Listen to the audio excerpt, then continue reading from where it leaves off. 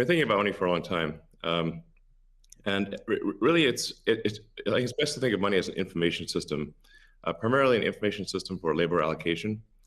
Um, and for practical purposes, it exists in a series of heterogeneous databases, like very different databases in bank mainframes around the world. It moves quite slowly in reality. It may seem to move fast sometimes, and it does with PayPal, which is real time. But the vast majority of the systems out there are batch processing. So the actual reconciliation may take 1 to 5 business days, sometimes longer. And you have the ACH system, which is ancient and still in operation, which is allows transfers effectively like a check would be an ACH transfer, but it's not secure. And you've got the credit card systems, which are also not secure. It would be like handing your username and password to a stranger in a restaurant if you buy a meal.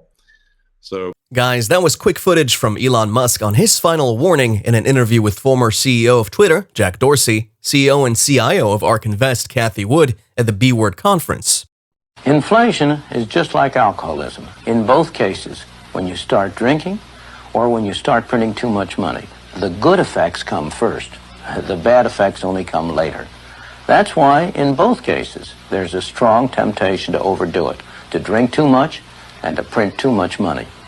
When it comes to the cure, it's the other way around. When you stop drinking or when you stop printing money, the bad effects come first, and the good effects only come later. Hello, everyone, and thanks for joining the channel once again. Before we jump right into all of this, I want to hear from you guys in the comments. What is your take regarding this one tweet from Watcher Guru? Just in, U.S. Senate passes the $740 billion Inflation Reduction Act. What does this new bill passed by the Senate following President Joe Biden's Inflation Reduction Act have to do with the price of stocks, digital assets, cryptocurrencies, Bitcoin, Ethereum, XRP, and the like? Let us know what you think about this. We always learn a lot down there in the comment section, with a lot of folks sharing some exciting and interesting insight on these cryptos, especially about our favorite cryptocurrency project on this channel, Ripple and XRP, as well as the latest on the ongoing lawsuit, sharing some awesome tips and awesome advice from their own experience. So make sure you have a look down there while leaving your comment. Also, don't forget to check out some useful links in the description section, and while you're at it, hit that subscribe button and turn on bell notifications. if you buy a meal. So there's definitely an opportunity for something that is better from an information theory standpoint. So and there you can think of it like data on a network, I think, is the way to view it. What has the most throughput, what has the least error, what drops the fewest packets, fraud, for example, being a source of error, and government interference in currencies being a source of error. But it's fundamentally an information system. So I think it makes sense to support something that improves the quality of information with which we conduct the economy. And Bitcoin is a candidate for that. It does, I think, some things well, and it's obviously it's evolving, and there are additional things like Lightning being done on top of Bitcoin.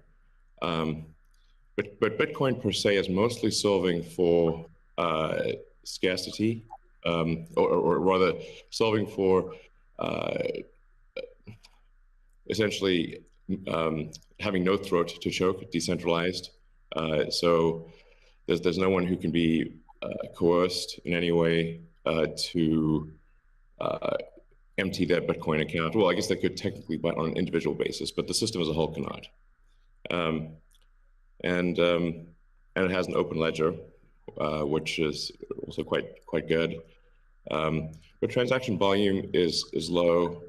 Transaction cost is high, and usability for the average person is not yet very good.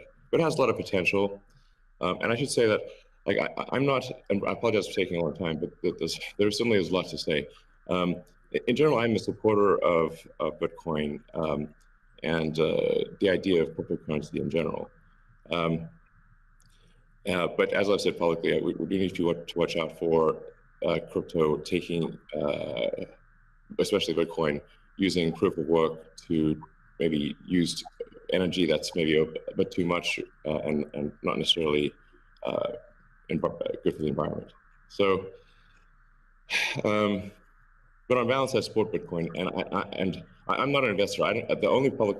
In our previous video, we talked about a lot of buzz regarding the Blackrock and Coinbase partnership. So in this video, we're going to be looking at the relationship between all of this and XRP.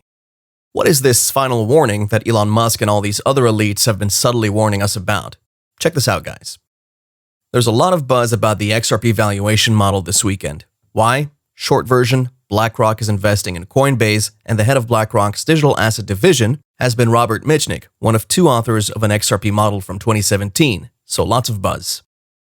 Just like we've heard Elon Musk's words about Bitcoin in the video here, we all already know. So BlackRock announced a partnership with Coinbase for institutional advisors to gain Bitcoin exposure. This is big money. Now, if we rewind back a little bit, in 2019, BlackRock hired former Ripple exec Robert Mitchnick to lead its digital assets division. Now, this is the exact reason why I think this news is quite an interesting find. As you can see on that thread, this is the second, there is not a third, as it seems to be unavailable for some reason. However, there is a fourth and fifth and so on. And that's why I think this is important information, and the same reason why Elon Musk has been warning us against these Twitter bots and its deletion of some very useful information that is yet to hit the mainstream media.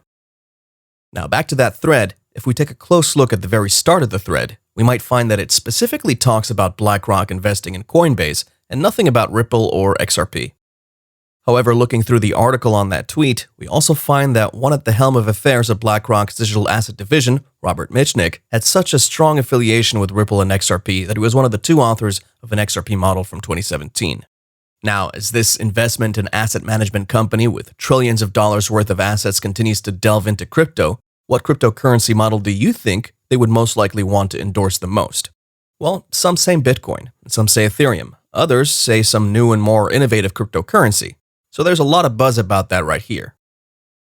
But let's take a quick look at what this Twitter user thinks about it all. So according to Wrath of Kahneman, who is pro-XRP and has always put forth some of the most useful finds in this space, do give him a follow on Twitter. In his opinion, someone put the model up as a calculator on the web. It's very cool, but how would I know what figures to enter? Are there reference values for global economics somewhere? And to the big news, guys, the 2018 valuation paper said if XRP were successful, XRP should be valued at $6.37 to $32.91. And now one of the authors works at BlackRock who's investing in Coinbase. The other is on Ripple's board.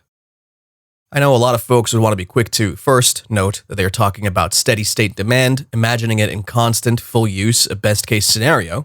Second, their paper cannot account for sidechains or NFTs as it predates them. It's debatable whether CBDCs should figure in as cross-border transactions are accounted for. Finally, it's most interesting that they forecast this success range as occurring 12 years after the paper is released, so 2030. So according to a Ripple board member and a BlackRock exec, the best expectation for XRP's value is $6 to $30 by 2030. Do with that what you will. However, keep in mind that this valuation model was based on 2017 US dollars, as there exists some interesting considerations of storage in the model. Do you think any of this makes sense? Let us know your thoughts in the comment section below. Meanwhile, is Wall Street back in a bull market? Did you notice that tech stocks pumped 2.5% yesterday, and they've been pumping for a number of days now? But what has Bitcoin and Ethereum done in the last few days? Whilst tech stocks have been pumping on Wall Street, crypto or Bitcoin has been going down slightly for the last 4 or 5 days. And even yesterday, see, it actually whipped up and actually landed downwards. That's not good. If stocks are pumping and Bitcoin can't pump, then what does that mean? The NASDAQ, or the QQQ, by the way, is now hitting the upper trend line of this long downward channel, which started this entire bear market. It probably can break through later in a few weeks' time, but first, it'll probably pull down QQQ to hit 299, 300 area, I'm guessing. And in that case, I'm thinking Bitcoin would pull back first to the trend line, somewhere around the 20K area, and then bounce up. Inflation is made in Washington because only Washington can create money. And any other attribution to other groups of inflation is wrong. Consumers don't produce it. Producers don't produce it. The trade unions don't produce it. Foreign sheiks don't produce it. Oil imports don't produce it. What produces it is too much government spending and too much government creation of money and nothing.